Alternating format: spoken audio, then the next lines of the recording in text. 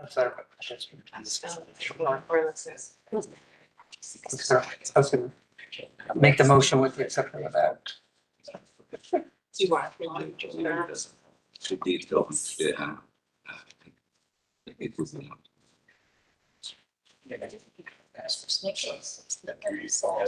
I had to look up for us. I should have gone, but yeah. That's one of the steps. Oh, And that's. yes, it is. But it's Victoria Village, I believe. Maybe you got it. On the east side. Thank you for picking up on it. I look, I got on the list.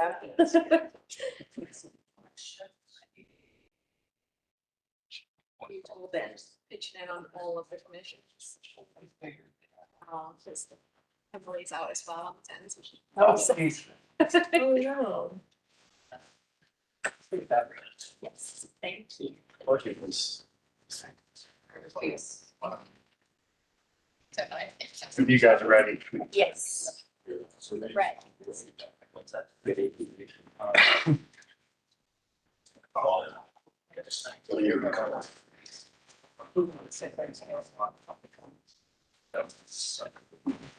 All right, this is the call to order. This is the Joint Village Meeting Commission hearing. It is October 1st, 2025. It's 4:04 p.m. We're here at 141 North Front Street, in the conference room on the first floor of the garage. The next business meeting will be Wednesday, October 22nd, 2025 at 12 noon over next across the street at 111 North Front Street, second floor, room 205. Next hearing will be Wednesday, November 5th, 2025 at 4 p.m. Back here at 141 North Front Street, conference room on the first floor of the garage. Go ahead and swear in staff. You swear to tell the truth, the whole truth, and the truth. I did. Give your name. Sophie Bo. Thank you very much. Commissioners present on my left, Nick Beal. Anthony Harkey, Chair. Rachel Schultz. Karen McCoy. Effie. Right, and before we move on to the motions, we're going to slide the microphones down. So you got one extra. Thank you.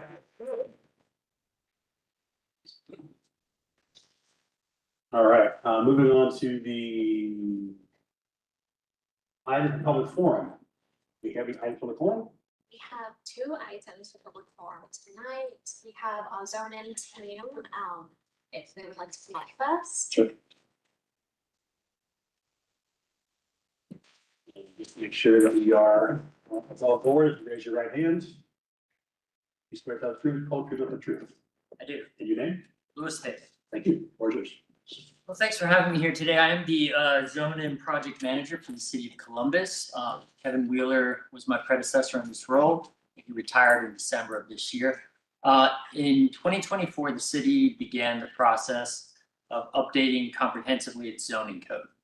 And they rezoned about 4.2% of the city. And we're continuing that process because our zoning code is over 70 years old and it relies mainly on variances and rezonings to see the kind of development we want to see done, as opposed to how it should be, most likely that the code is well established. We have community input on what our land uses are and our code guidelines. And then we have variances for when people really need to vary from the code, right? We do things kind of backwards. So with our current code. We've been engaging with the community on this second phase of Zone In, its economic and housing opportunity, since June of this year, when the mayor had a mayoral press conference at Grandview Crossing. We had a resolution of support to begin engaging the public in July of this year. And we've been having community engagement since that point in time. We've had 4 workshops, we've done 2 walking tours, we've done over 23 pop-up events. We've done Reddit, Ask Me Anything posts where we've engaged online. We've done social media posts. And we had a survey that had over 3,300 respondents on the priorities for this phase and for the map itself. Additionally to that, we went to all the area commissions multiple times and have been engaging with them. Our survey closed in August, well, the beginning of September of this year. And we took that public feedback that we received from the survey and from all the conversations we've had and from the workshops and the map activities. We've also have something called the Zoning Advisory Committee, which is a group of residents and professionals in the industry who have been assisting us in providing feedback as well. We're trying not to create this in a bubble, right? So we're trying to get as much community input as possible. As I said, the focus is on economic and housing opportunity, which means that we looked at everything that was industrial, commercial, and institutional in the city. And we had a whole process for what this scope entailed. This area, this phase will be 40% of the city as opposed to 4%, so a much larger area of the city.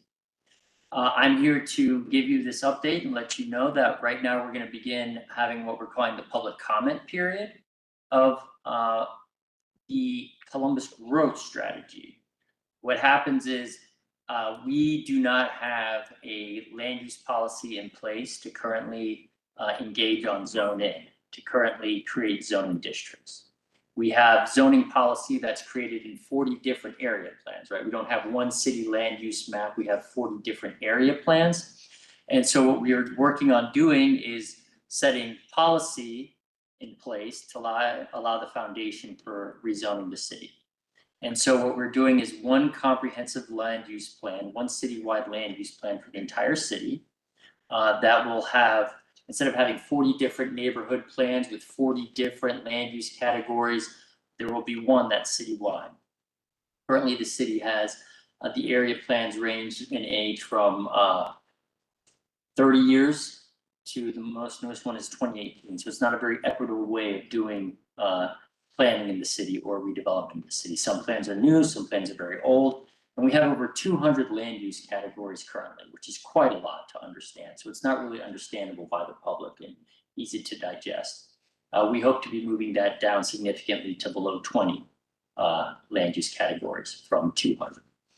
So we are going to be doing what we're calling the public comment period on our website, and we will have a public comment period where people can enter comments. They can review the Columbus growth strategy. It's an update to an amendment to C2P2, the Columbus citywide planning policies. And we will also be having a map portion, which will be the first time ever in the history of Columbus that we have one land use map for the entire city, as opposed to a whole bunch of different land use maps. That will go from October 10th to November 9th. During that period of time, we're going to go back out to the area commissions. We're going to have 4 pop-up events. We're going to have an open house in this room right here on October 22nd. So we want to engage the community and get their feedback on the proposal we've created based off of the engagement we had over the summer.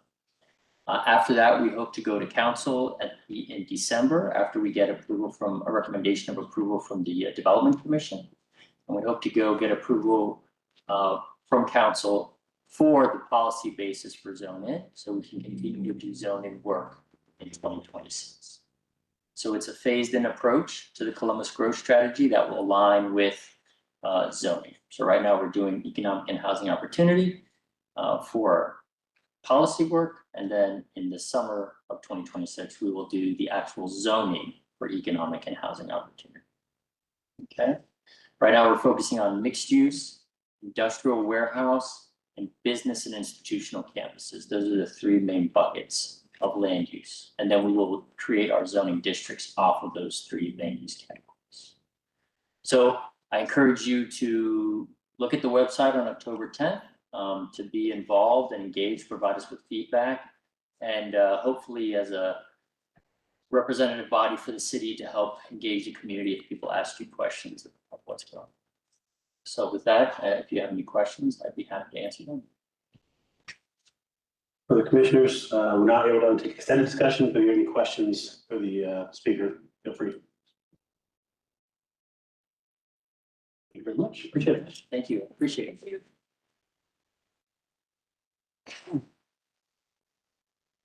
All right, second half public forum, we have Courtney Drain from UBS. Settled, you raise your right hand, you swear to tell the truth, the whole truth, and the truth. I do. Your name? Courtney Drain, Executive Director at German Village Society. I'm here today just to inform you that we conducted a survey of 100 of our members about the enhanced meter project. 60% of those had a great experience, satisfactory about the enhanced meters and the benefits that they provide. 40%, however, had concerns about the installation process into historic materials, historic brick, the material of the meter itself, the vinyl, the color, the aesthetic of the material of the meter. And the third issue was the placement of the meters on the properties themselves. And I shared this report with the commission email, with the city councilors, and with the water and power team. So I'm here just to let you know that the society is advocating for an approved paint list for all meters that would benefit from administrative approval by the city's historic preservation office. Anytime someone wants to paint these beige meters, they have to actually submit the COA and go through that whole process. So we're looking for a way to streamline that and create efficiency. And the second thing I want to bring up separately is that Crystal Kuhn, who's been here very proactively speaking, she's no longer with the society. We're in fulfilling her role right now. We have that job post out, but we are seeking a collaborative relationship with the city's historic preservation office. We did have a meeting scheduled September 11th. That was canceled without cause, and attempts to reschedule have not been successful yet. So we're very excited to work with you to streamline and better serve the residents of German Village. Thank you. Thank you very much. And for staff, if we can put on the agenda for the business meeting or the next hearing, I'm going to speak about the meters and something we can come up with to potentially find a way to streamline that process. It's a very small thing. I don't want to burden city staff with having to do COAs just to paint a meter every single time. So whatever we can do to streamline that, we'll put that on the agenda for the next time. All right, moving ahead to the staff approvals. Staff approvals begin on page 4 of your agenda. You accuse myself from one, and that's going to be COA 2500993 568 South Grant. Any other accusals? I have to recuse myself from 625 Mohawk Street.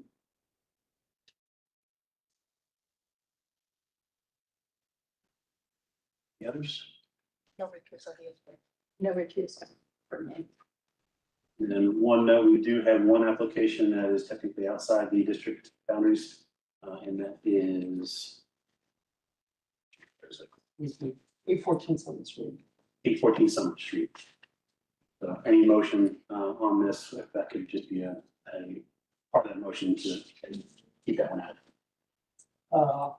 Mr. Chairman, I move to ratify the staff approvals with the exception of 814 Summit Street since it's not in our jurisdiction. Second. Any questions on the motion? All those in favor? Aye. Against? Ayes have it, motion passes. Moving on to minutes from last meeting, September 3rd, 2025. Is there any notes or is there a motion? Mr. Chairman, I move to approve the meeting minutes from September. Second. Any questions on the motion? All those in favor? Aye. Against? Ayes have it, motion passes. Moving on to the applications for certificate of appropriateness, item 1 on appeal GV 2508001 49 Stewart Avenue.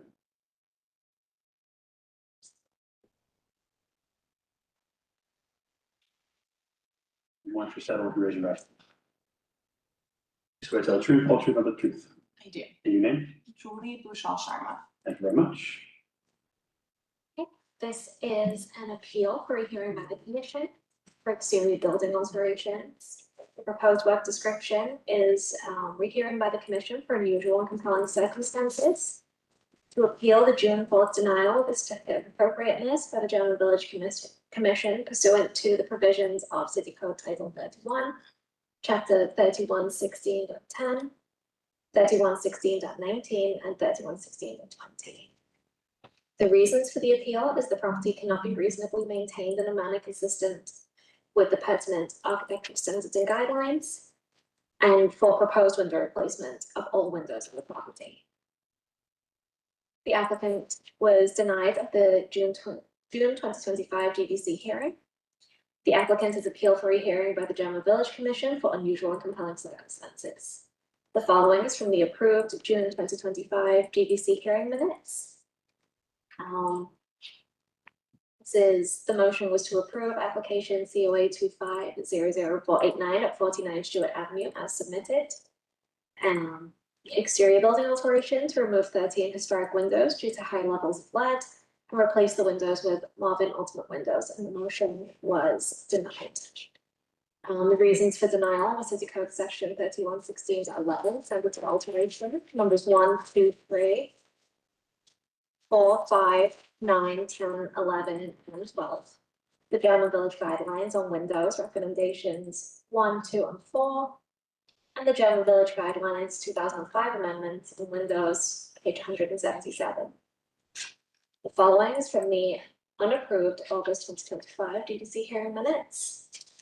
And that was to continue the application to allow the applicant time to provide updated materials for a future hearing. Commissioner comments. The commissioners present noted that the presence of lead, even lead that has been disturbed through previous work, would not constitute an unusual circumstance under the city code for appeals. The commission requested HPO staff contact the Columbus Public Health Department to inquire about the lead testing reports, and the recommendations from that office. Commissioners confirmed that the best practices for historic preservation, the Ohio Revised Code for lead of historic structures, and the National Park Service recommendations support lead mitigation as the most appropriate method for dealing with the presence of lead. HPO staff maintain that the windows are in excellent and repairable condition and do not support window replacement. The existence of lead-based paints does not constitute an unusual circumstance, as lead-based paints are typical of historic homes. Lead paint can be addressed through lead mitigation and remediation from licensed contractors safely, while maintaining the historic significant original windows on the property. Therefore, the property can be maintained following pertinent typical architectural standards and guidelines, specifically City Code Section 3116-11-2, and the GB guidelines for windows recommendations 1, 2, and 4. At the request of the commission, HPO staff spoke to the Department of Public Health, who issued the original report and follow-up document. The staff members confirmed that due to the lead levels of the resident, only a risk assessment was conducted. During the risk assessment, the inspectors only completed visual inspection of likely sources of lead in the home. All conclusions made in the initial report were based on a visual inspection of 4 windows on the property. The inspector confirmed that the evidence of lead was due to the way the paint was peeling and chipping. However, no lead testing was completed at that time. Since that conversation, the applicant has provided an updated report from the Department of Public Health that indicated XRF results that indicate lead levels above EPA and/or US Department of Housing and Development criteria, including exterior lead-based paint on windows shown on sides A, B, and D of the home, as identified on the floor plans provided in the report, and interior lead-based paint on the kitchen window sections. Additionally, in the conversation with Public Health, Philip confirmed that the difference in risk of continued lead exposure was minute, if any, between lead remediation of the existing windows, off-site lead stripping by a certified company, and replacement of the windows themselves. The staff recommendation is HPO staff recommend the commission continue the application to allow the applicant time to perform their own lead testing, or HPO staff recommends the commission to vote to deny the appeal with the determination lead paint in historic windows does not constitute an unusual or compelling circumstance. And the basis for this recommendation is City Code Section 3116-11, standards for alteration, numbers 1, 2, 3, 4, 5, 9, 10, 11, and 12. City Code Section 3116-19, rehearing A, B, and C, and the General Village Guidelines for windows, and the General Village Guidelines 2005 amendments on windows. Anything else to add? Yeah, I guess in terms of, if I can go over just my letter, that would be Sure. helpful. So I think similar to last time I was here, there's a stance that existence of lead paint is not an unusual circumstance. I understand that that is common in historic homes. But I guess I am arguing my appeal on the basis that my daughter having an official lead poisoning case with the Columbus Public Health Department is an unusual case. And that, taking that safest option, which was in the letter from the Columbus Department of Health and stated to me multiple times by representatives of the Public Health Department, that as a parent, I asked for, an exception to be made because my daughter had an official lead poisoning case, and that we as parents are able to take the safest route. As in the letter, as well as other medical sources, it says a grain of salt, the most minute amount of lead dust can poison a child.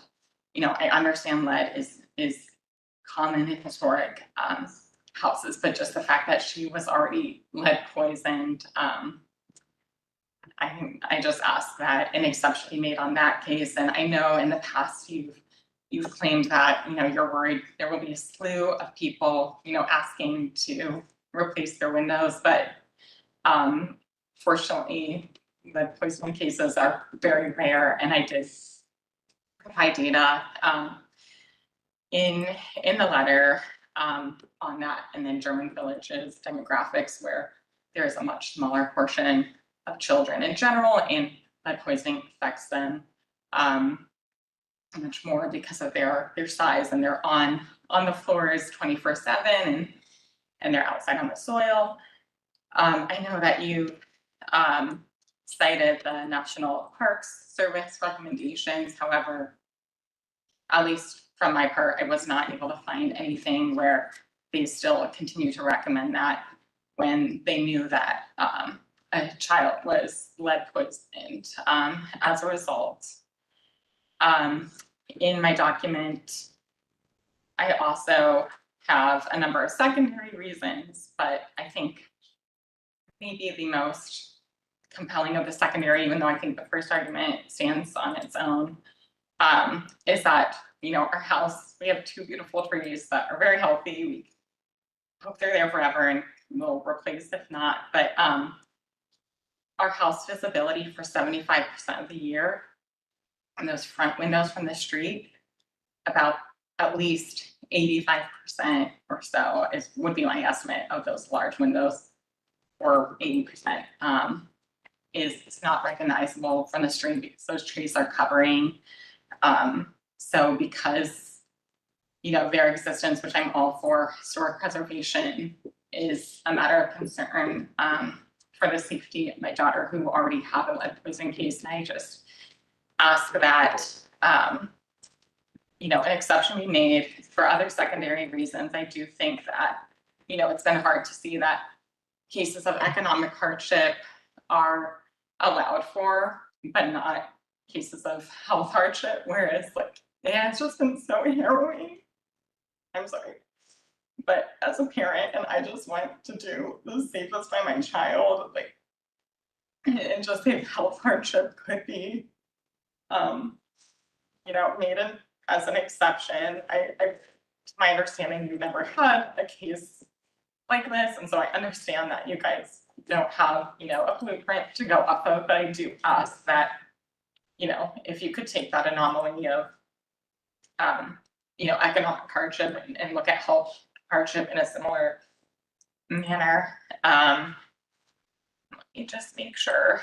And then just as other secondary reasons, my husband and I are not comfortable with not taking the safest option, so we would continue to have those 13 windows closed, and so it's a known fact that I have here from the EPA about pollutants are about 2 to 5 times higher indoors than typical outdoor concentrations of pollutants, and so we know that's a lesser health concern, but still a health concern, but not as important as lead poisoning. So I think that is all I have to say. Questions, comments from the commission?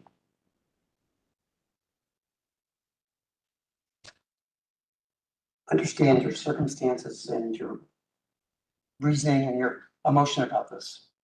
The goal is you have lead on your window paint and the windows at some level.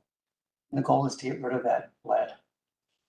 I think we still stand with the position that replacing the windows is not the way to go, but abating the existing windows because they are in such good shape is the best historic practice to go for. Okay, I guess I'm just, confused because the health department has stated it is the safest option, and so, I really have a problem with aesthetics taking more importance than the health and safety of my daughter when, I quoted his CDC. Just effects of lead poisoning, and I'll just state once again, but damage to the brain and nervous system, slowed growth and development, learning and behavior problems, hearing and speech problems, which can cause lower IQ, decreased ability to pay attention, underperformance in school. And that difference between the safest option and the least second does give chance to what they stated with even a grain of salt in the Department of Health letter. I'll just say it. Ingestion of lead dust the size of a grain of salt is enough to cause an elevated blood level, and therefore blood poisoning. So that difference means a lot to me as a mom, and I would just really ask that an exception be made for the safety of my daughter over the historic preservation and aesthetics. Like I've said, from the first time I was at the meeting when I thought that, things could be all taken out of our house and everything done on site, I was very open to that. But when that was discovered that could not happen, I can't give way to that difference for my daughter as a parent.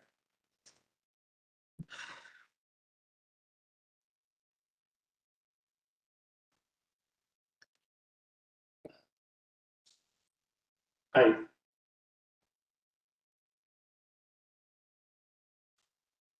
think my issue when HPO talked to public health, specifically Philip at public health, he was specifically asked what that difference is of removing the windows completely and replacing it, and taking the windows out off-site, stripping, neutralizing, putting back in place. And what's the difference in the risk of those two? Despite what the letter said, this is their first option, this is the second option, this is the third option. And Philip confirmed the difference in risk is minute, if any. So it is 0.008%. If you said minute, that minute is like that grain of salt. And I do feel like, I've been sent on a wild goose chase. And at first, we wanted the letter from the public health department, stating what was the safest option. And I did ask them to get a letter to you stating that in order. And I did get that in writing from them because I was told multiple times that was the safest option. And then, I was thrown in for a loop when then you were doubting that there was even lead at all on the windows. And so then I, had them come again with the XRF gun and redo the XRF gun readings. And I got that to all. And so I just feel like then the call after the letter was just, I don't want to think the worst, but by how I've been thrown for a loop, it sounds like there could have been leading questions to hear what maybe like you wanted to hear in terms of leading questions being asked there. And so, like I said, that minute difference, if that's what he stated, which is what I heard verbally from everyone time and again was the safest option, was complete replacement. Again, goes back to even the smallest amount of dust can poison a child, and the fact that she already had a lead poisoning case, I do ask that as a parent, I have that ability to give the safest option to her.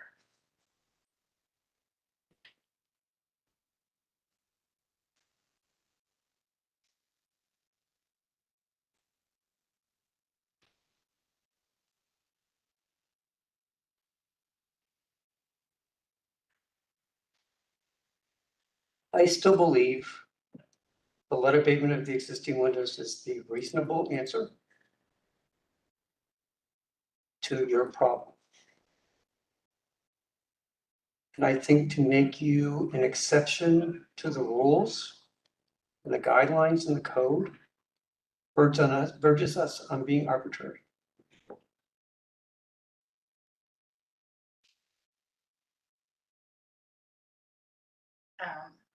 I guess reasonable really isn't in my vocabulary, because I am trusting the Department of Public Health that, they're the experts, and so when they say the safest option, just like a doctor, I would go with them rather than, a group of people who are trying to do their research for another purpose, which I completely understand and respect. But I believe that Public Health Department, they are the experts here, and so I just believe that they're the experts, and I really would hope that a health case would not be considered arbitrary when it's about the health and safety of the culture. Same time, the health department in their letter said specifically verbatim, if replacement is not feasible due to circulating concerns, then the recommendation is chemical stripping. So they're giving us the option of how to remove the lead in a manner that still respects the historic preservation. Right, but they are saying that the safest option is complete removal, and so, they understand risks involved in each. But they are saying that that is the safest option.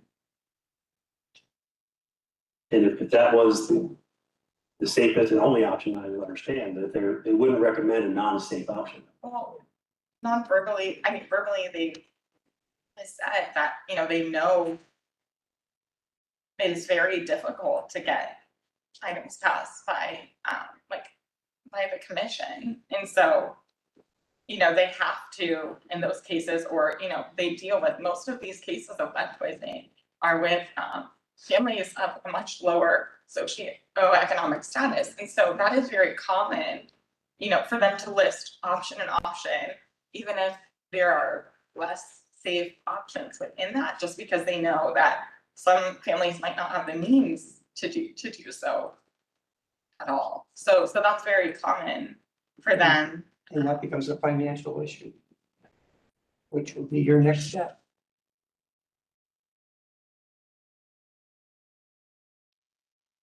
But I'm saying that this is not a financial issue, that it's a health issue.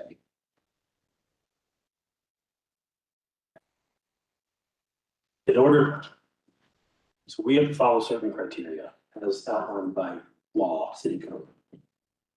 And the criteria determine unusual compelling states. We'll skip number one, which states that the property is little or no civil or artificial significance to identify the historic district that meets that criteria. It cannot be reasonably maintained in a manner consistent with the architecture standard guidelines. And then three is that there's no reasonable means of saving the property from deterioration, demolition, or collapse other than the applicant's proposal. The department has given us that means in their letter to mitigate the lead without destroying the historic fabric of the windows. So by city code, our legal guidelines, that's how I believe that we have to proceed. If we don't follow that, then we are arbitrary capricious. We're not following what's outlined for us. Right, and I guess, laws get changed when new cases are brought forward, and how can I, that's in just the history of law, that's how new laws are enacted. And so how and is that through the appeal court? Or So appeal is an option. If we deny the application, appeal is an option. And mediation is an option of going through the judicial system. And lawsuits are always an option too, but there is the Board of Zoning Appeals can choose that, can identify that we're not following guidance, that we were arbitrary, that extenuating circumstances exist, that would be their purview to do. So they are not as tightly within the framework of your guidelines that you have to. Or they have more room, so to speak, or. They will make a determination if we were following our guidelines, and if we were acting in a arbitrary or a non-arbitrary, non-capricious and reasonable manner. They have rules in the past on things. I'm not saying you're going to have success going to them. I'm not going to say that you're not going to have success going to them. I can't speak for that body of individuals. Okay. Well, yeah, I think I've said everything I need to say, so I think, unless there's any questions, I want to go ahead with them tonight. I can motion. Sure. Item COA 2500489 Stewart Street, I move to approve as submitted. Second. No, I mean, I was gonna say we have to frame it in the positive. All right, okay, motion, we got a second. Any question on the motion? All those in favor? All those against? Aye. Against have it. The application is denied.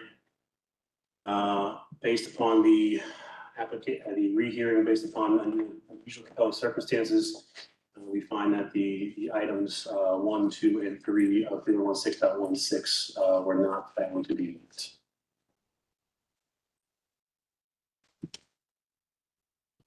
And staff will contact you with all the pertinent information and all your avenues to move forward from. So, thank you.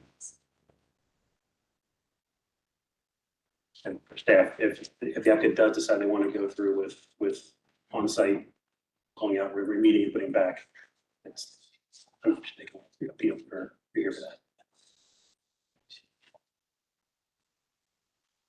that. Moving ahead to item 2, new application COA 2501003 South Lizelle.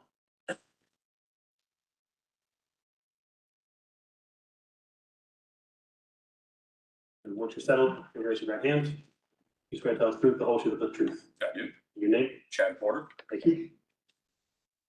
This is a request for action for landscaping and exterior building alterations. The landscaping includes a pergola and water feature. The pergola is to be 13 feet, 8.5 inches in width and 8 feet, 11.75 inches in height, with 6x6 ceilings. Install a water feature on the east side of the yard that's linked up with the exterior building alterations for the exterior doors to replace the existing fiberglass doors with either wrought iron door with textured privacy glass or fiberglass door with internal blinds. HPO staff notes that the proposed wrought iron security door is not consistent with the general village guidelines on entrances and doors. Staff would recommend that a traditional stone door be installed rather than the wrought iron door. Additionally, if a fiberglass door is chosen, it should have a smooth finish and the blind should not be internal to the glazing. The proposed fountain is placed at the rear of the lot and is surrounded by landscaping, and the proposed pergola is slightly taller than the staff approvable height. This is paired as a part of this application. Staff recommendation is to continue COA 2501003 at 922 South Lizelle Street to allow the applicant time to propose a design that is consistent with the general village guidelines. And the basis for this recommendation is City Code Section 3116-11, standards for alterations, numbers 10, 11, and 12, 3116.13, standards for site improvements, A, the general village guidelines on entrances and doors, and site lighting, street furniture, pools, fountains, and gazebos. Anything else to add? This is a modification of a previous application that I believe was staff approved. There's 3 substantial changes. There's also some landscaping changes because of the result of pergola and patio changes sizes slightly. So the 3 pieces are pergola, which my understanding was the original staff approval was specifically they shot for 8-foot height because they could get that staff, and they were trying to accelerate things, which several months later, so that obviously didn't happen. But so the new pergola is above 8 feet. It's about 5 inches taller than the original pergola. There was a pergola when they purchased the home. It had water damage. It was taken down. The new one that was approved was about 5 inches shorter than the original that existed.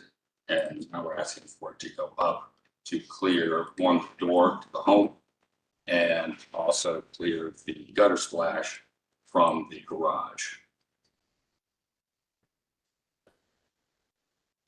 So that, any questions about the pergola in particular? Questions, Councilor Bishop? Yeah, I'd like to know the size of the lumber that you're using.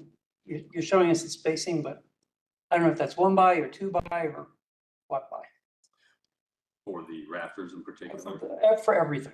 Okay, so the beams are 6 by 6.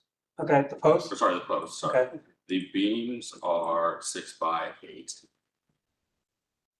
And the rafters are 2 by 8. okay, I just, In the original approval from March, it was 4 by 4 posts. And we're raising it a little bit. yeah, I'm not a fan of 4 by 4 for something that's pushing 9 feet. And then, of course, the beam needs to expand from 4 by 8 to 6 by 8 to match. So it lines up with the top of the post. The overall design stays the same as what was previously. It gets a little bit bigger. Finish would be the same. It's a paint. I don't have the off the top of my head, but it's the same paint. It's on.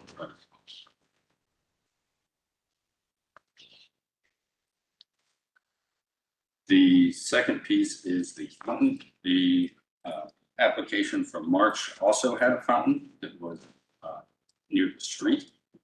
It was a freestanding tiered fountain.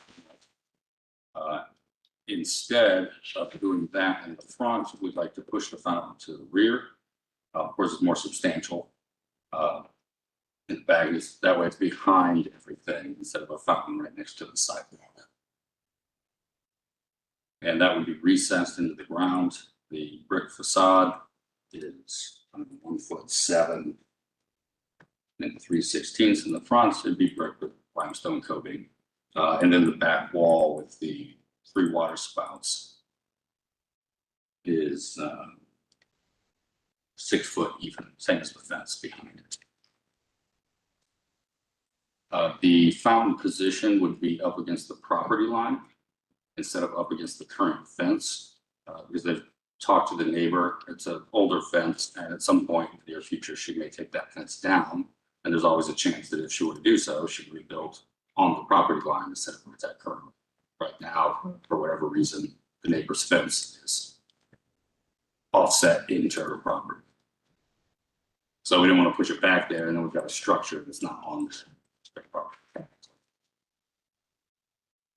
The pool would be a little under 4 feet deep, so it would recess and be a concrete pool underneath.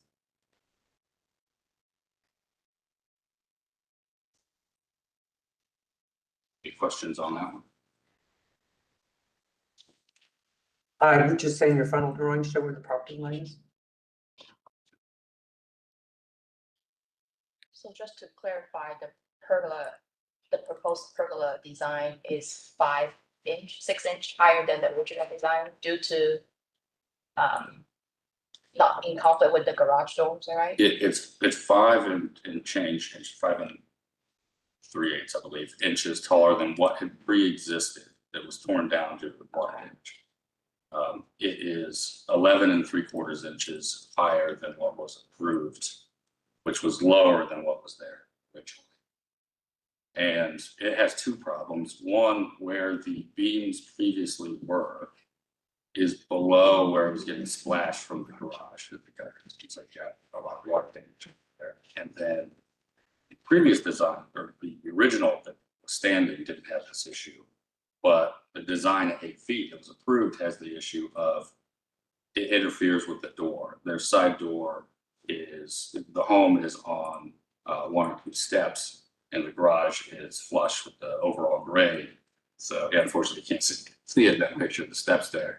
So it's a door with a transom light, and the beams are right in the way. You can just barely get the door open. So they shrunk the pergola to make up for that, so that you can get the full door swing, because actually the pergola is too low. And so they had to get it away from the door or it would hit the door. So we'd like to raise it up above that, so you're not cutting across the door swing, and then we can expand it back to the size of it previously.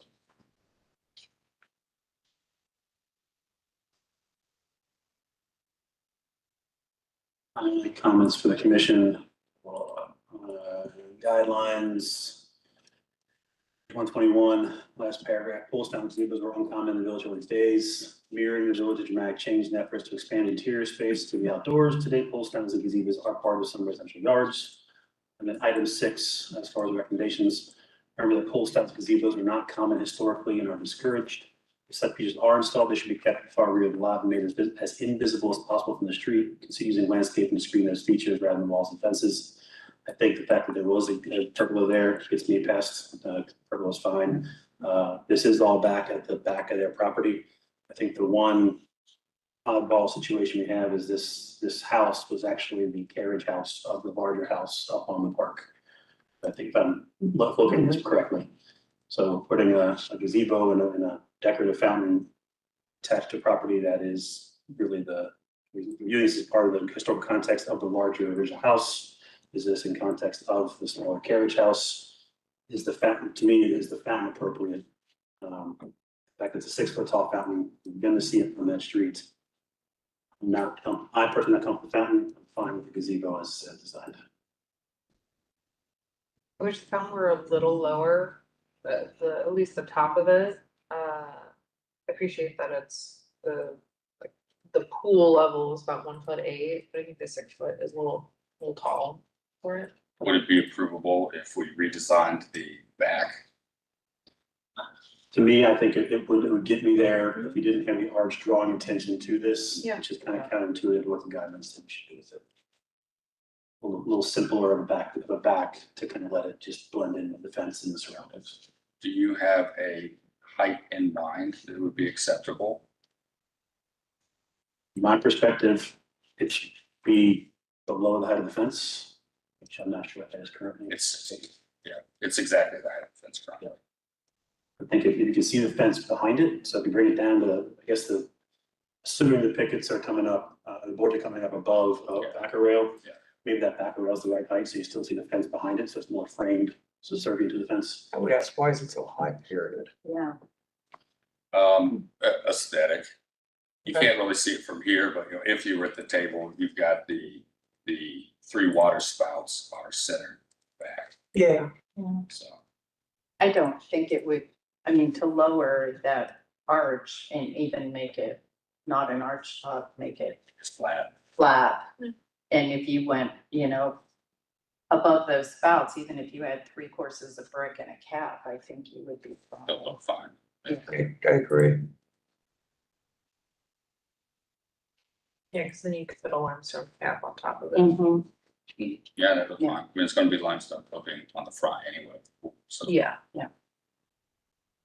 Can you, so the doors, at the doors.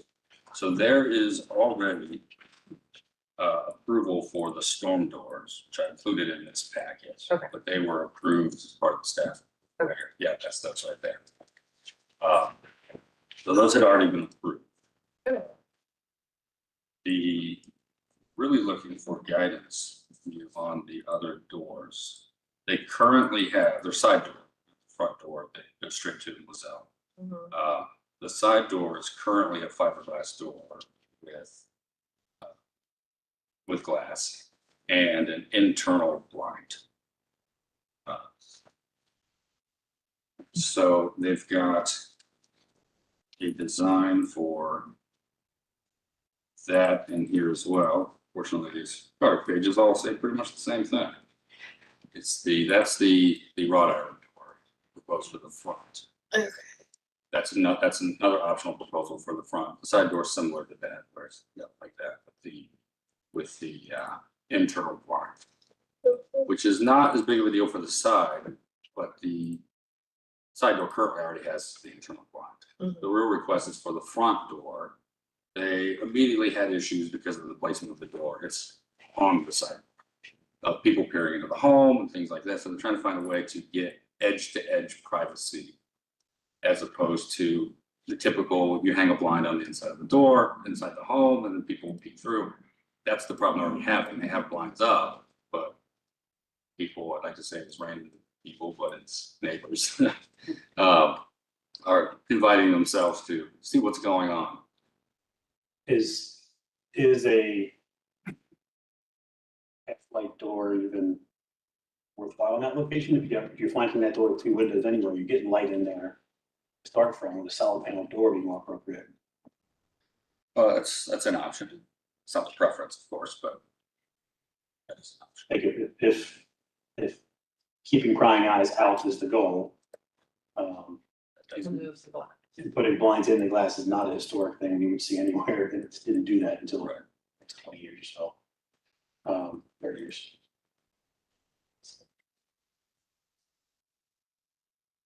Years now, 70s. Yeah. So for me, the blinds in the glass is a no-go. Film on the inside of the window, but then you wouldn't have the ability to draw, to open up. It would just be either a trim or partially opaque. And is that acceptable? So like the wrought iron door, separate from maybe wrought iron, they manufacture it with various kinds of textured glass, which is generally no, but it's film inside, fine. I think film on the inside to me is okay. Go back to a solid door. If you got privacy issues, put a solid door in there. You got two windows, this was pointed out.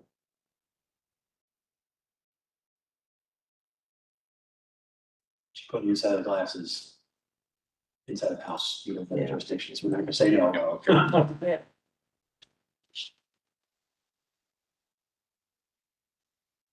So the storm drawer that was approved by staff and which is, you're not asking for a change? No. That's a No, standard this is aluminum? included for reference because one Okay, of so it's a standard aluminum door, okay. yeah. Gotcha. That's what I was wondering, is Yeah, there's a lot of doors and Yeah, there are a I lot of don't doors. see one called out as being.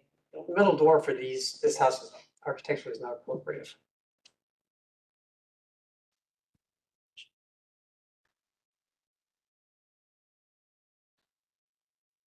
So with that, where do we sit? I think we're okay with the half-light door on the yard side. Okay. Correct? No issues? On the pergola side? On the pergola side, Yeah. or the street side. Are we okay with the half-light door? Can we choose a half-light door? Really against the half-light door there?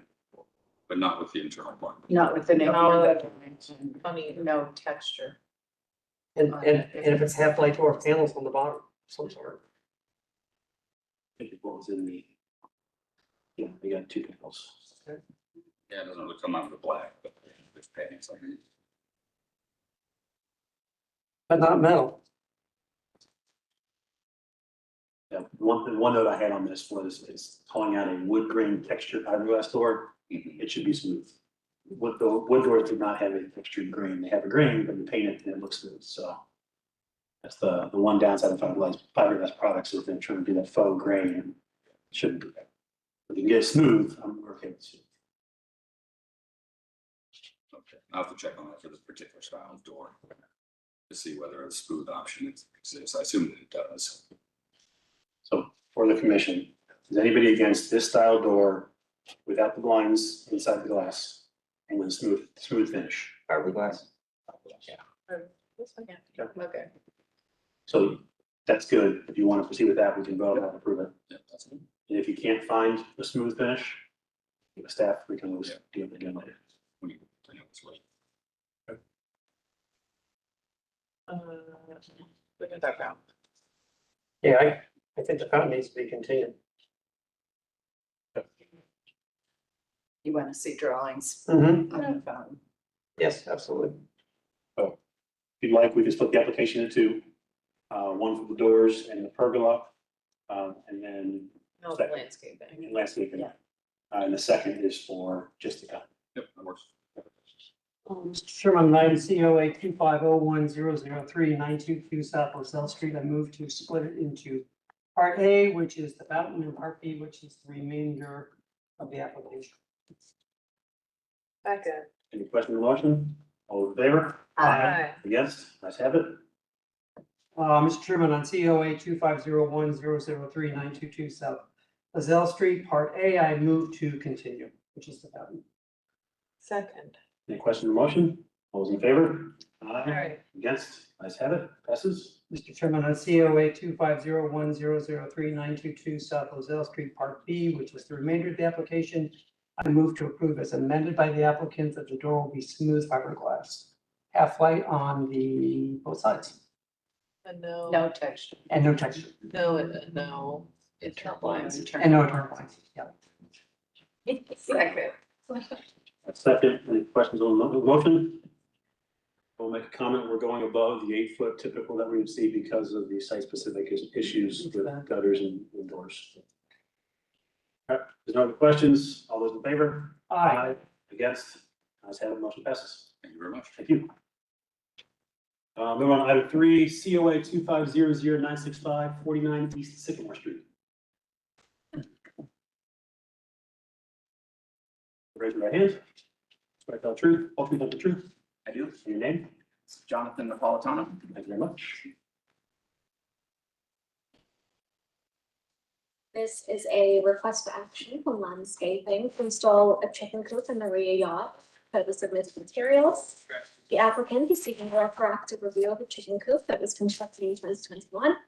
The chicken coop is 6 foot tall at its tallest point and 10.45 feet in total length. The coop is greater in height than the surrounding yard walls, thus HPO staff recommend reducing the overall height of the coop to be in line with the wall to the east. Staff recommendation is to approve application COA 2500965 at 49 East Sycamore Street with the following conditions.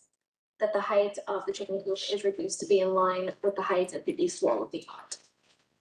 The basis for this recommendation is City Code Section 3116.12, standards for new construction, A, C, D, F, H, I, J, K, and M.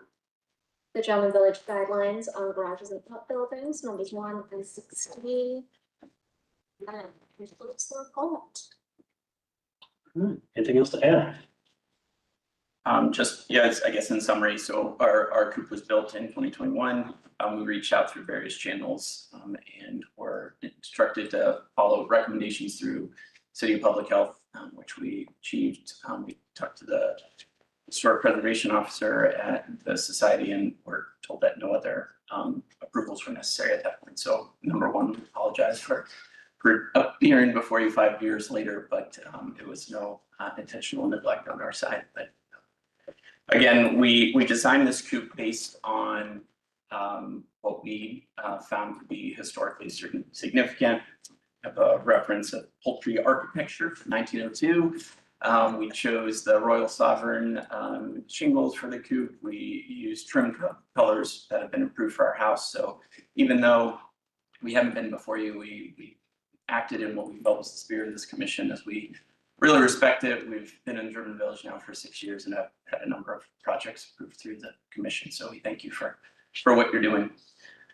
In regards to this is the first I heard about your specific staff recommendations. Just to speak on that, if we look at what looks like page 4 maybe is our lateral view towards the east. The chicken coop itself is the structure to the right. What you see as the larger open area to the left is the chicken run. So what we're looking at there in that is perspective. That top of that chicken coop, again, the building to the right, matches up pretty even with that brick. It is not below it, but it is not proud of it either. So that's close. It looks like your concerns from the staff approval standpoint is the elevation of what we call the chicken run, where it's a covered area for the chickens to be out under. And so if that is in reference to what you're recommending, we cut down, that's something that we could. So it takes some time to go through. I ask a question. Go ahead. So how much higher is the run than the fence? So it's tapered there, and I don't have those measurements. I would say at the lowest area, it's probably 6 inches, and at the highest, it's probably a 6-inch rise, so it's probably about a foot in the front. Above the fence? It's above that fence, which, as you can see, that fence is directly against a garage. Okay. So no one's looking over that fence. There, it is not further to the left or to the north, I guess, than the garage, and it's not further south than the garage. You can see the gutter of that garage. So below the fence, it is not visible from the other side because of the garage. So what's the clear height in the run? The clear height within the, I'm not familiar with your term. Oh. Clear height. From standing on the bottom of the run, what's to the underside? Yeah, of the so again, structure? it's tapered for the top of it. When I'm closest to the coop, it's right about 6 feet Okay, in that area. And That's the answer I was probably looking ranges for. 6 inches from that, so 6.5. so in my opinion, this is similar to a shed. We've had sheds that have been higher than the walls around them. I think your height, if it's to get your head clear in there, I'm absolutely okay with the height. And I can tell you this because I have a 6'8" cousin that's doing the same thing you did. And his shed is bigger than yours for his height, so I'm good with it. Have you considered like adding some planting between the chicken run and the neighbor's wall? Maybe that, can disguise the exposed height a little bit. Seems like you have some space there. Yeah, so that is zoomed out. There's that maple tree there and others, so it's a very shaded area. Plus, it's an area where the chickens go out in free range, so plantings are not thriving back in that area. And then again, I question as to who is seeing that, because if it's between the coop and the wall, if you can't see the coop from the wall because there's a garage, and if I have a coop, I don't see what would I be hiding. I would agree. I think that the visibility of this is minimal from that side. I just want to make the statement of appreciate you trying to do the right thing at the time. And reading through the back and forth, I get where they got to. The coop is technically an outbuilding. That's where our jurisdiction comes into play, with the outbuilding sections of the guidelines. Thank you. I want to make sure that was aware if anybody on the call or here in attendance. I also have no issue with it, especially it's open, it's meshing, it's airy, it's not a solid object. To it. Disappears. And my last statement is that historically in German Village, there is historic evidence through Sanborn maps of chicken coops. St. Mary's School, the priest house had a whole slew of chicken coops back there. That was one of the side hustles. So there is a historic precedent for in the village. Yes, that was part of our application as well. Thank you for calling that out. And that reference you had, historic chicken coops, if you can get that to staff, I'd love to have that in the records, so we have something to reference back to next time this comes before us or somebody. Yeah, thank you. Mr. Chairman, on COA 2500965, 49 New Sycamore Street, I move to approve as submitted. Second. Any questions on the motion? All those in favor? Aye. Against? Let's have it. Motion passes. Thanks so much. Moving on to item number 4, COA 2500976-925 South Liddell Street.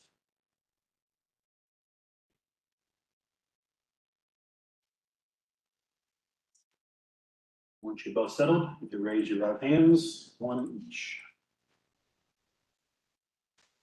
Swear to tell the truth, open up the truth. I do. Your name, sir? Kevin Moon. Scott Baker. Thank you. This is a request for action. It's not fun. A request of action for exterior building alterations, the roof and gutters, to remove and replace the roof structure on the left side of the home due to fire damage to match existing, gutters and downspouts to be replaced to match existing, replace the existing siding on all sides of the home with ply-gem aluminum siding, replace all shingles in the home with certainty integrity roof system. The applicant is proposing to replace the roof and siding of the home due to fire damage at the property. The existing roof of the home is a 3-type shingle The proposed replacement is set in T's integrity, which is not on the approved shingles list, and is an asphalt shingle that is made to imitate the look of a cedar shingle rather than slate. The roof structure on the left side of the home requires a full rebuild, but is proposed to match the existing roof structure. The proposal also includes the replacement of the existing aluminum siding with new ply-gem aluminum siding on all sides of the home. HBO staff notes that any replacement siding should be smooth in appearance rather than having a raised faux wood grain. Staff recommendation is to approve application COA 2500976 at 925 South Lozelle Street with the following conditions: that the applicant select a shingle from the approved shingles list, and that the siding have a smooth finish. And the basis for this recommendation is City Code Section 3116/11, standards for alteration, numbers 1, 2, 4, 6, 11, and 12, and the German Village Guidelines for roof gutters and downspouts, numbers 1, 2, 3, 4, 5, 6, 7, 8, and 9, the German Village Guidelines for artificial siding. And that is. Anything else to add? There were a couple things I think I just want to verify. Is the roof shingle system, we might have been miscommunicated on that, but the Certainty XT 25 3-tap shingle from the approved list, I think what we wanted to use. But one of the things that I heard you say was just go to an approved shingle. We're okay there on the roofing. No big deal. Regarding the aluminum siding, that's what was there. We'd rather not, but if I can't find something smooth, we tried to find something that's a straight 5-inch lap siding. I might not be able to get that smooth with a straight 6-inch. Does the profile matter as much as if it's a smooth aluminum siding? I think the exposure matters. What's the exposure on the siding that's coming there? Currently double 5-inch. I think to get smooth, I probably would have to go to a single 6-inch or a single 8-inch, which would be significantly. I think 8 would be too much. 6 we probably have to see. Okay. Get a feel for what that's going to be. It might be okay. Now we'll say if you're redoing all the siding, Yes. you're not stuck with aluminum if you don't want to do aluminum. Just putting that out there. Some folks think they have to match what was there before. It's not actually the case because we typically wouldn't approve that on a regular bill. Sure. So I wouldn't imagine. The owner did mention at the beginning vinyl. He preferred vinyl, but that again, if we're looking for no texture, Yeah. and I was told vinyl's probably not an We option. typically don't approve vinyl. Okay. We have approved orals out there. There's a new product now from Fire and Hardy, which is not the flimsy flexible Hardy, but more of a composite. Okay. That's out there now. Wood is always an option. We test cases a few things, nothing at full building expanse that would be out there necessarily ready for approval, but those are kind of the options that are out there on the table currently. Okay. What if I can find a double 5 smooth aluminum or possibly a 6-inch? You guys just want to see it. You just see the example. 6-inch. Okay. I think that was it. That's all that I heard. Otherwise, we're just restoring the pre-loss condition. Questions, comments from the commission? So I apologize, I wanted to go down and take a look at this and I couldn't. But from the pictures, it looks like the rafters are plumb cut Yes. Mhm. and not perpendicular. But you're showing perpendicular on your drawings. And you're asking for, I believe, OG gutters. So they should go back to plumb cut and roll gutters. Round gutters, Yeah, OG's on now currently, which is, Yeah. which, how they hang it Maybe they is were the giveaway. and you're doing the entire structure on the roof structure on the smaller portion? Correct. I got a couple comments, thoughts to talk through. One, Ned mentioned the raft tails being perpendicular versus plumb cut, and the gutter styles. Somewhere along the line, if you're redoing siding if you're redoing shingles and we're looking at all that kind of stuff. The enclosure of those overhangs, where it's flat out with a soffit, would be not something we see historically. Is that there for venting, to vent the roof? Is that kind of why the venting's there? We won't need venting on the part that's getting reframed because we're gonna spray foam the underside of the rafters. Okay. Talk about that. So the higher portion, my thought was, if it's all being redone, I would recommend, I'm not gonna say happy necessarily, if this can go back to open overhung, you wouldn't need, if you need the venting that's there, because I think that's a vented ridge. Yes. You could, we typically say no venting under the soffits, that's the kind of standard we have. We put above the roof line intake vents, cobra vent or similar. Okay. That mitigates the need for having that, that allows that overhang to go back to the original condition, what it would have been. If you pop those out, you might find that you have exposed rafter tails that are there. And because they're enclosed, it might be good, I don't know, until you kind of start looking at it there. So I guess that with the fire damage along that one portion, you're already looking at where you're having to redo some of that soft anyway. Oh, sure. It's the entire house, all the trim components. So, but we would be okay with a shingle over eave vent, like and that combined with the ridge vent. Yeah, the ridge vent would need to be metal ridge roll, which I saw in your, you made a note in your drawings about metal ridge roll. And didn't see metal ridge roll on the cut sections for that lower portion.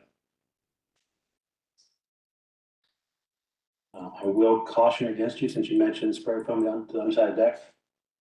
That usually leads to damage. If there's any moisture that gets under the shingles, that's just gonna rot that deck out. I recommend a 1-inch air gap, get some intake so you can kind of let any moisture get up and out versus being stuck between the foam and the shingles in that way. It's just coming from a contract perspective. Architect says ditto.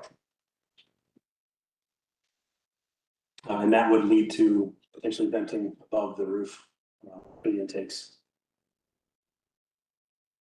What's the head here? I saw a note for new rubber roof membrane, didn't see that in the application or on the agenda. So we're anticipating putting a new rubber roof on that front porch. What's the head?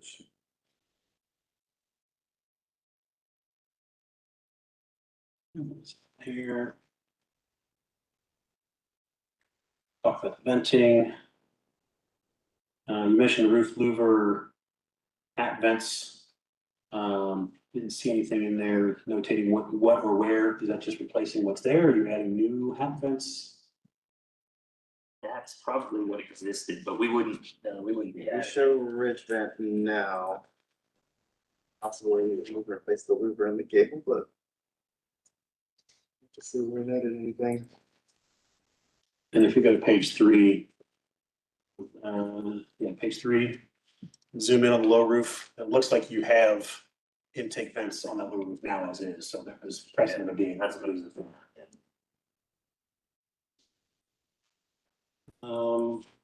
See, we got any more notes here, sorry.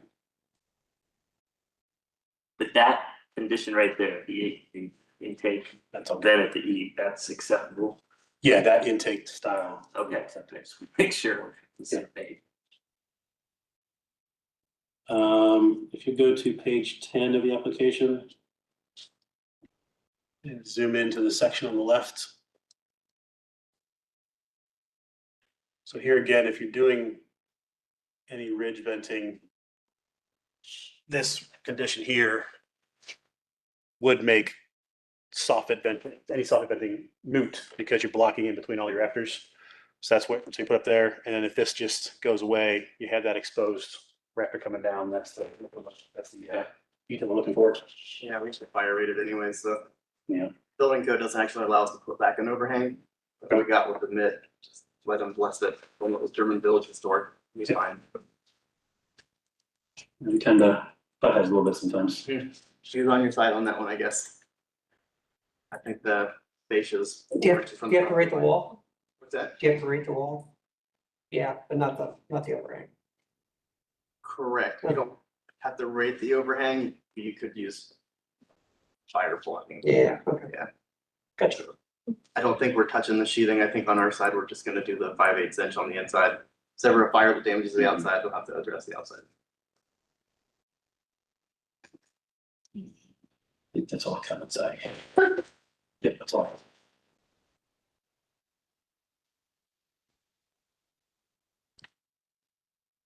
Any other questions, thoughts?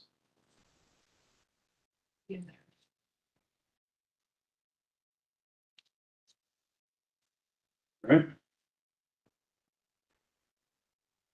Comfortable approving with those changes, or do we need to see more information? I would like to see the drawings revised and updated.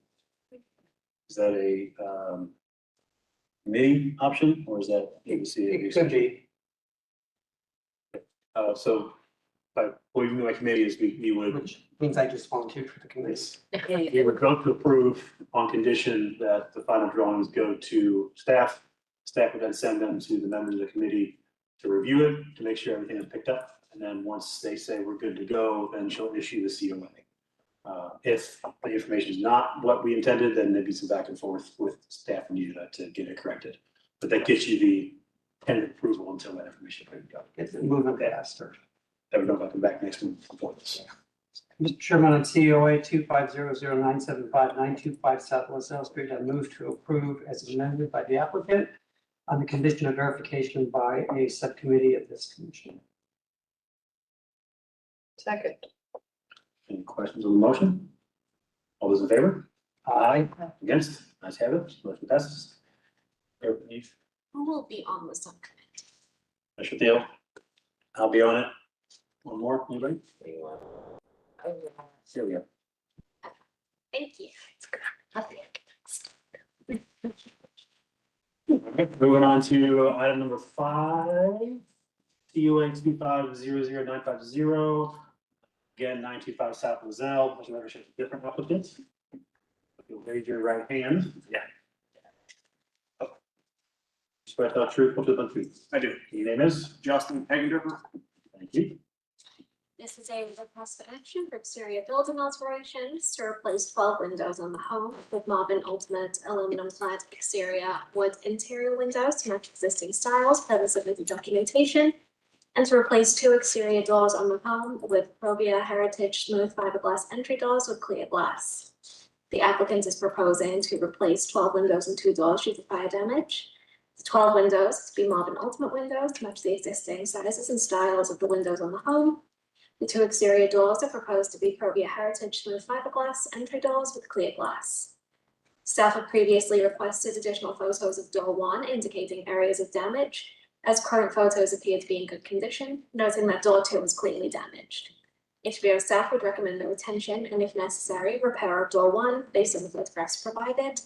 And the staff recommendation is to continue application COA 2500950 to allow the applicant to explore options to retain and repair door 1. And the basis for this recommendation is City Code Section 3116-11, Senate for alteration numbers 1, 2, 4, 6, 11, and 12, General Village Guidelines for, it's the wrong ones, but entrances and doors. Anything else to add? Nope. Questions, Council Commission? Has there been a window assessment on this? I mean, the windows look fine to me from the pictures. Not by style. Okay, so nobody has. Okay. So I think that needs to happen. Okay. Before we can approve this, because from looking at the windows, they look just fine to me. With the caveat of some repair work needs to be done. On the Yeah, windows. which within the standards of the guidelines that we already require. And that's gonna ditto for the door too. Yeah, I would say that comments that were in the application about the door, 1, the damage being to the jam can be replaced, transoms can be taken out, replaced / fixed. The door itself, the slab looked in good condition. Main problem I had is if if we replace the doors, and I think the one door being completely busted up needs to be replaced.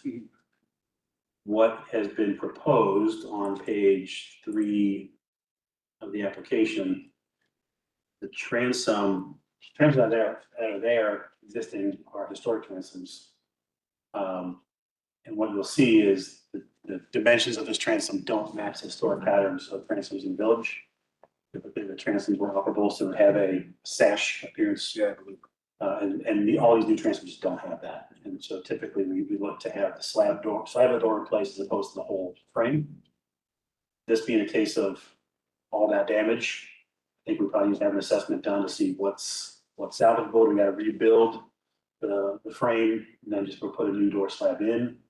I think that needs to be investigated of what can be done to get that done. But in the photos, it looked like the transoms were still in decent shape in both locations. So. With that said, I can't approve what's been proposed. Can I ask why assessment was not done before I came? We had an issue between the last application or last month and this month of staffing at HPO with the city dwindling for reasons that they can speak to if necessary, but that was not done. That would be normally the route to go. Correct, I would have done that. We did have a business meeting 2 weeks ago due to lack of ability from the commissioners here. So we had that business meeting 2 weeks beforehand where we had that conversation as well. So Yeah, no, I completely understand that. I know that everyone is short staffed, but if assessment would be needed, I wish that I would have been notified of assessment being needed versus driving down here and spending my time understood. to have this now have an assessment. It's unfortunate. And quite, I mean, honestly, I think we can, I mean, with these guys doing what they're doing and trying to get this going, it sounds as if approval is not going to be an option, nor should I waste any more of my time with an assessment. Is really what we're saying. Can we agree on that? If you want to keep the windows and repair the doors and everything, I mean, there's some windows that are completely missing. That's what I'm confused on. Some. Which window of They're those? in an attic, and there's not even a window. Yeah, there's one Where missing. the fire was, the back of the house. Yeah, if a window's completely missing, that's a different story. then yes, we'd replace that and it would come from the window replacement list. The approved list. Right, good, all right. Submit something that's not. Okay. So from what's here, do we have in the photos the numbers specifically? Typically we would have an elevation drawing and then just calling out which windows and what numbers, you know, we could say, okay, numbers 1, 2, 7, Well, 10. yeah, window 201, obviously that one's not even there. So, Mr. Chairman, I think from what he is proposing, most of this is staff approval. What we need to do is give him a continuance so that he can revise his application to make it staff approvable and get it done. Staff comfortable with approving windows that are missing with new windows without having the commission? Sure. It's inside, yeah. And then if we get the assessment done to determine what windows are repairable. And then those would be repaired in kind.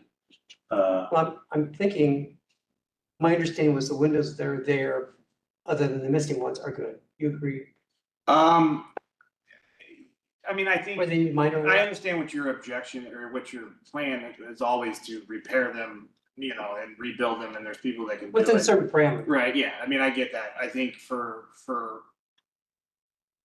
a lot of them you're gonna find are, yes, the sashes are easily repairable. A jam is something that gets substantially harder. What you're gonna find when you go is that they don't even, a lot of the frames are completely even gone. I mean, there's just nothing there. I mean, there's damage you'll find in the back. Now, I will tell you that like the front, the big one that's customary to every one of these houses with the picture window and the window above it, I think that one's completely fine. I think the one that's, you know, above there is completely fine. I think more so from an approval standpoint, while we're in there redoing everything, you might as well go for it all. I mean, honestly. Yeah, and that's where we can't. We're tearing down everything. But yeah, you're gonna find that probably half the windows are gonna be,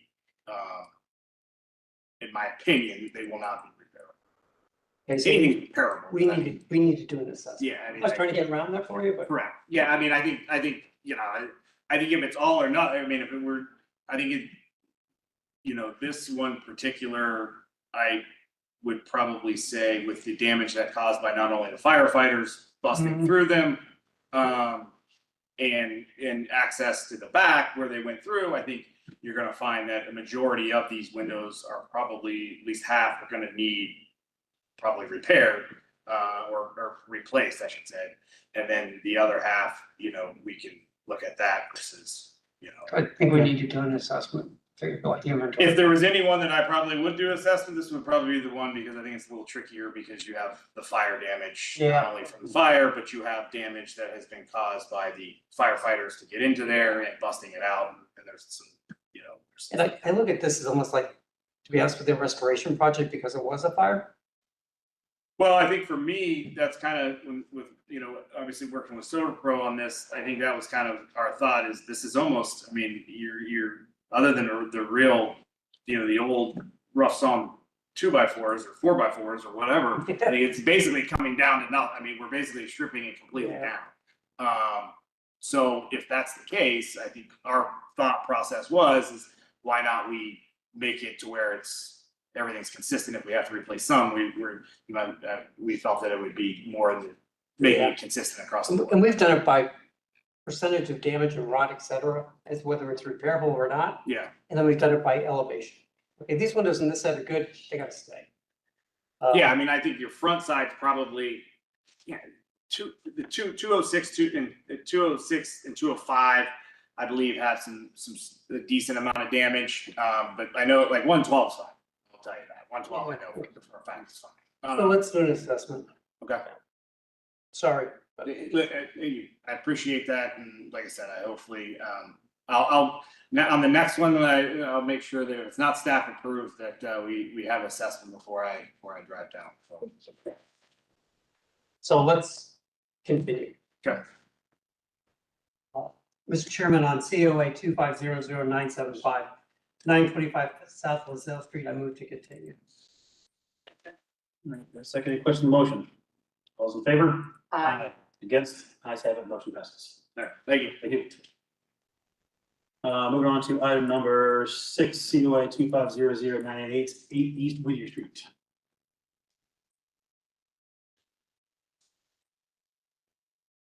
Raise your right hand. Swear to tell the truth, whole truth, and the truth. I do. Your name? Mark Lewis. This is a request for action for exterior building alterations to remove the existing asphalt shingle roof and install a metal standing seam roof in the color red and to repair the curb molding.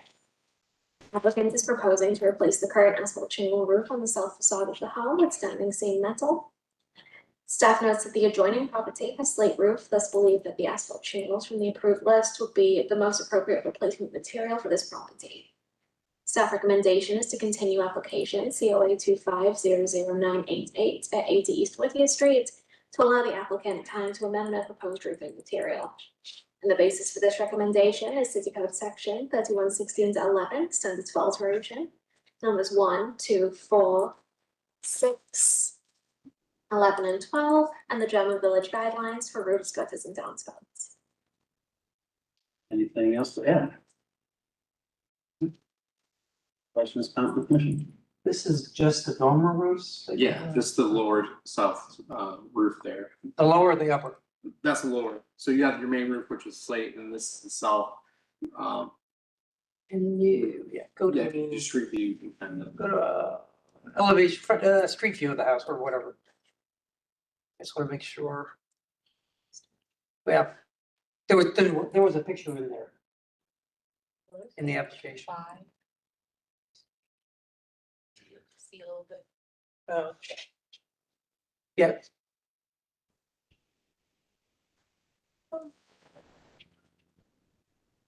Wasn't a full-on property. Yeah, okay, I must have looked at street view. So it's strictly the upper dormer roof on the back part and not the it would be the front, it'd be Whittier side. The Whittier side, yeah, but that's the dormer roof is what you're Correct. looking at. Mhm. It's not visible per se. But I agree with HBO that mixing and matching roof styles just doesn't seem to make historically a lot of sense. So looking at it in street view, if we can get there.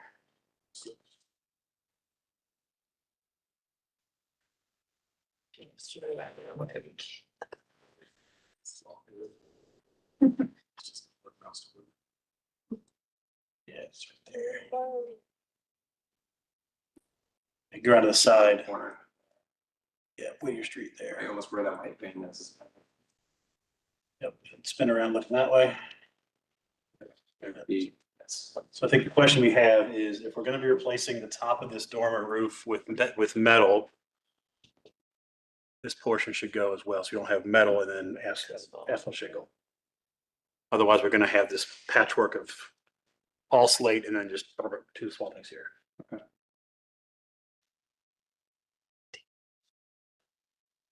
But my question is that a box cutter? The lower is the box cutter, that's correct. And the upper is background cutter. Never seen a metal roof with a box cutter. Yeah. So it might just need to be at, Yeah, That's there's- one. there is, you've seen them? I just did one. Okay, Just did one. great. Yeah. So I think, and this is probably outside of her purview, but I'm gonna ask anyway. I mean, this is a low slope roof. It's got a lot of penetrations in it, which is not advisable for a sheet metal roof. Well, it's not advisable period on any roof. Well, I know, but sheet metal is, This from roof, where I come from, we don't do it. this one is because there's animals going on there, and this has been tried to be repaired 5 different times. Okay, And it's facing south, so we're getting some south wind and rain blowing through there. And I think that metal is gonna hold up better against the animals, hold up against the weather better, hail, anything that's Okay. side. And quite frankly, I So, was like, it's it's looks a mostly little bit more. between you and the owner. smart. but, yeah, as far as sustainability. Yeah, it's leaking right between that middle window halfway up. The only other comment I would have, when we see metal roofs, we typically, what color is one? Gauge. 4, I believe that is correct. Yeah, 24, 26 gauge we use. we typically ask for 24. Yeah, that's not the problem. Especially if we're gonna be doing that visible portion, 24, so it doesn't dim. Yes. As far as color, what was your question on color? Did you say? Tenor's red. Kind of matches what's on the Yeah. side there. Oh, that's. I'm okay. I'm okay with it. It's all over the place. And I think we're talking about tennis, right? I like tennis shirt. It's I okay. was more saying. It's probably not as Galvin, rough, but yeah, Gavin. There's no no, other, you're good with doing the whole roof on that back addition. I had to I'm the contractor, so I gotta verify that through. I think this is a rental that through R&L Properties, so I have to just go back to them. so the options we have are, if the commission's not okay with only the top portion going, and we wouldn't approve the application. If we're all okay with all of it getting replaced, we can approve it, take that back and say you've got to approve the whole thing. If they only want to do a portion, they can come back and we can rehear again next month, but at least they've got something they can move forward with. The front and the back, or just talking about the lower portion where the box cutter is? Box cutter, yeah. Yeah, so the whole street side. The whole addition piece. Anthony, I think if we vote and approve on it, that closes it. They have to start, if they want to change it, they have to start over again. They can just come back and amend it. Correct. To But make the deadline. the deadline's next week. 9th. Yeah. Which would simply be a new application and say, hey, we want to just on this portion. Yeah. Should not be a hard reapplication, I think. Okay. Wanted to clarify one thing. You said the street side. This thing is a backside to it as well. So are we doing both From the of bridge, it was gonna be from the bridge down the side. So Just the on one backside. side. yeah, the street portion, that's what's leaking. They're trying to address their leak. Material. And as a result, they're trying to address their leak as economical as possible. Yeah. We typically don't approve on a single roof, both sides. We don't really approve replacing one surface with one material, the other surface be a different You material. want the whole thing replaced. The whole thing should be done. Yep. Yeah. So it sounds like there's two conditions. If we approve the metal roof, then it has to be the appropriate gauge and it has to be front and back and the lower portion. Yeah. Or you switch to shingle, right? And they could repair the shingles as it is, Yeah, just that one piece. which I'm not sure they. Repair it is that whole thing. You could read. Cause I don't, yeah, cause I wanna make sure it's ice coated for ice damming and it's. Yeah. So would you like us to go forward with metal roof on that entire portion? You want us to go forward on shingle? We'll have to leave it open because I have to get that approved by our person. It's gonna make the price Do change. you want us to continue it and come back That'd next be great. month? Okay. Yes. Just try to find a way to get you something. Yeah. I appreciate it. Yeah. Mr. Chairman, on COA 250098880 East Whittier Street, I move to continue. Okay. Any questions on the motion? All those in favor? Against? Thanks, Mike. All right, moving ahead to item 7. Anyone here? I think we can call it in, a few comments to make, and then we'll just continue it. So COA 2500981-736 South Fifth Street. This is a request for action for exterior building alterations to replace the existing wood front door and transom with a new heritage wood grain textured fiberglass entry door with integrated transom. Install a new Spectrum Series storm door on the exterior of the entry door. The applicant is proposing to replace the current existing wooden front door and transom with a new wood grain textured fiberglass door with integrated transom, as well as a new storm door on the exterior of the entry door. HBO staff confirmed that the existing front door is wood rather than fiberglass, as was stated in the application, and was refinished in 2021. However, the trim around the glass appears to be fiberglass. Staff also notes that the damage shown in the photograph is not enough to constitute the replacement of the door. As such, HBO staff recommends that the existing door be repaired and the faux leading be removed from the glass. Staff recommendation is to continue the application to allow the applicant time to amend the application to repair the front door if necessary. And the basis for this recommendation is City Code Section 3116-11, Standards for Alteration, numbers 1, 2, 4, 6, 11, and 12, and the General Village Guidelines for door replacements. My comments I have for it is everything staff has said. The question that was going to be for the applicant if they were here is this door a replacement in the previous so many years, or is this, I don't think it's an original door? No, it's not. So I think that would be a piece for us to consider when the applicant comes before us is if it's not original, do we approve replacing a non-original with a non-original door?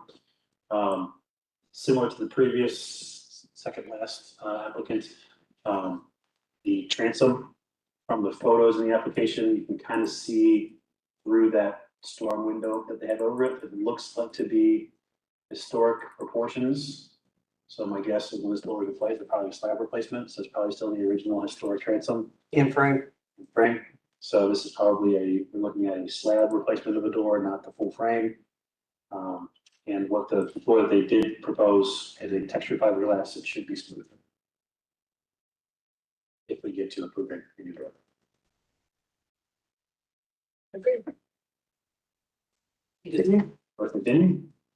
Mr. Chairman, on item COA 2500981-736 South Fifth Street, I move to continue.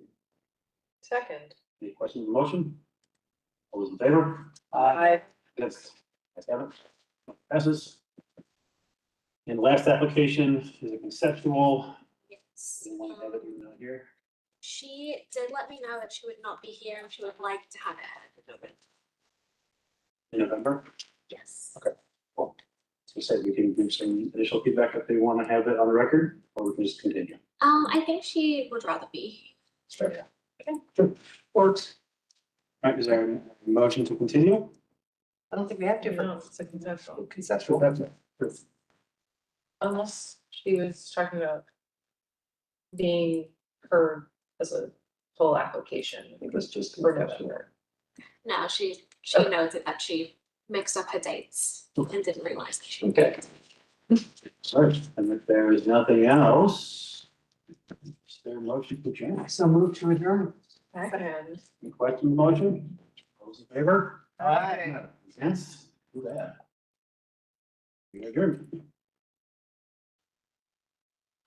Oh, actually, no, that's not.